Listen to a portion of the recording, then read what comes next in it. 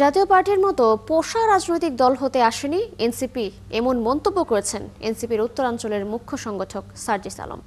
সার্জিস আলম বলেন, জাতীয় নাগরিক পার্টি বাংলাদেশের রাজনীতিতে ৪৬ নম্বর রাজনৈতিক দল হতে আসেনি। এনসিপি হয় জনগণের প্রতিনিধিত্ব করে সরকারি দল হিসেবে থাকবে, নয়তো শক্তিশালী বিরোধী দল হিসেবে থাকবে। জাতীয় পার্টির মতো পোষা রাজনৈতিক দল হবে না। আগামীর বাংলাদেশে আওয়ামী লীগ এবং ভারতীয় আধিপত্যবাদের প্রশ্নে বিএনপি এবং জামায়াত এককভাবে নেতৃত্ব দিতে পারবে না, এখানে এনসিপি আবশ্যক বলেও মন্তব্য করেন তিনি।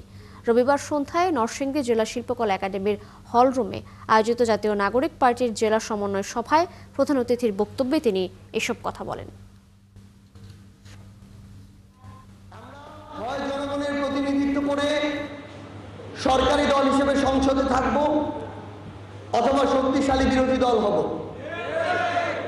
জাতীয় পার্টির মতো পোষা রাজনৈতিক দল হইতে আমরা আসি নাই। আমরা দৃঢ়ভাবে বিশ্বাস করি আগামীর বাংলাদেশে আওয়ামী লীগ প্রশ্নে এবং ভারতীয় আধিপত্যবাদ প্রশ্নে বিএনপি এবং জামায়াত এককভাবে নেতৃত্ব দিতে পারবে না। এখানে এনসিপি আবশ্যক। আগামীর বাংলাদেশে জুলাই সনদ বাস্তবায়নে, বিচার প্রক্রিয়ার অগ্রসর হওয়া ও বাস্তবায়নে আগামীর সংসদে এনসিপির অংশগ্রহণ আবশ্যক।